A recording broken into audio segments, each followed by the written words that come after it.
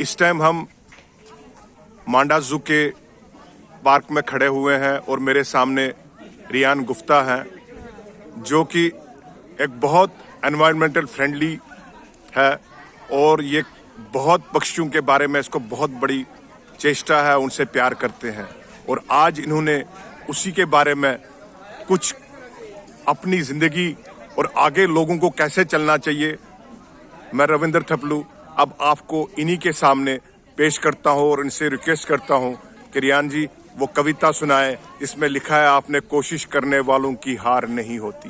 नमस्कार, मेरा नाम रियान गुप्ता है। मैं तीसरी कक्षा का छात्र हूँ। आज मैं आप सबके सामने एक प्रेरणादायक कविता सुनाने जा रहा हूँ।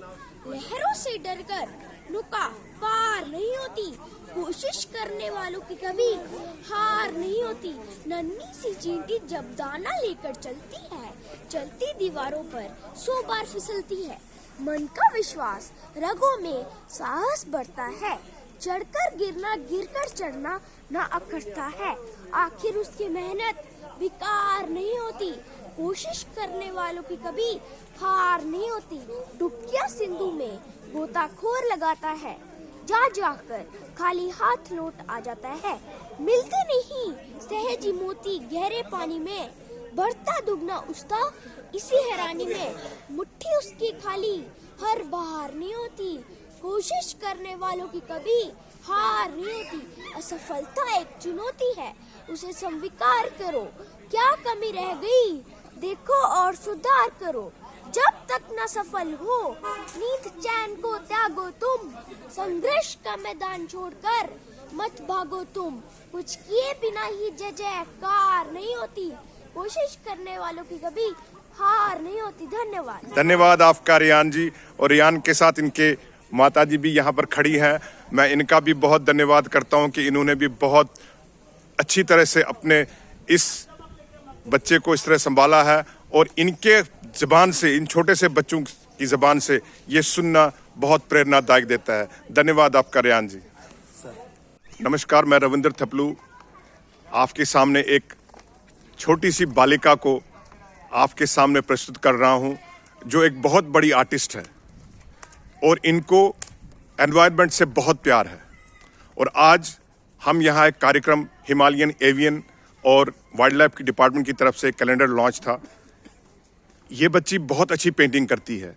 मैं इनका नाम जानने की कोशिश करूंगा और इनको कहाँ से ये प्रेरणा मिली, इन सब के बारे में जानना चाहता हूँ। आपका शुभ नाम? मेरा नाम सिया परिहार है और गुलदेव सर के साथ इस एसोसिएशन के साथ मैं 4 साल पहले जुड़ी थी एक पेंटिंग कंपटीशन के ज़रिए। उसमें मैंने अपनी पेंटिंग दी थी और उस टाइम तो कोई प्राइज़ नहीं आया था, पर फिर मेरी पेंटिंग कैलेंडर में लगी 1 साल।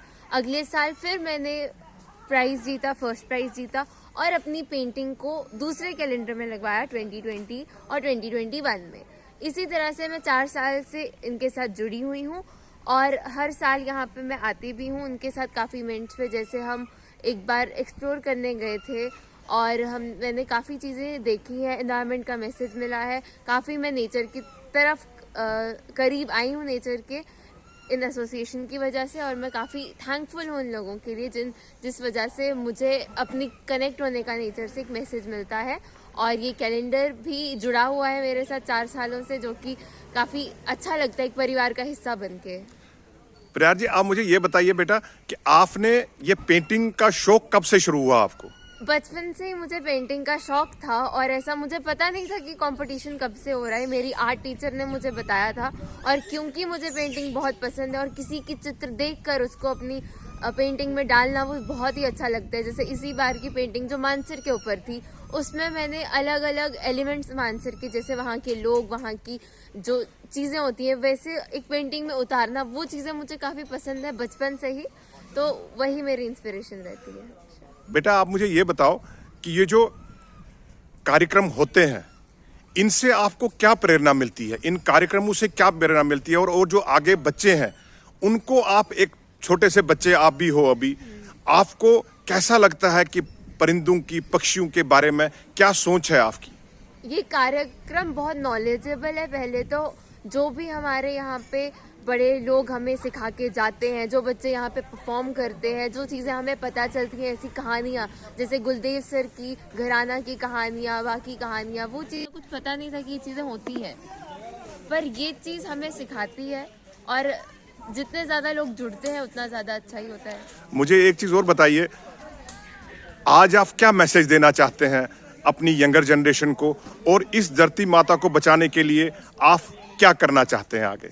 अपनी यंगर जनरेशन को तो मैं यही बोलूँगी कि जिस तरह हम इग्नोर कर देते हैं चीज़ें, वाइल्ड लाइफ को इग्नोर कर देते हैं, कुछ भी हम, जैसे कि हमें सर ने बोला था, हम वेकेशंस पे जाते तो है माउंटेन्स में, वहीं पे खा के वहीं पे फेंक के हम आ जाते हैं।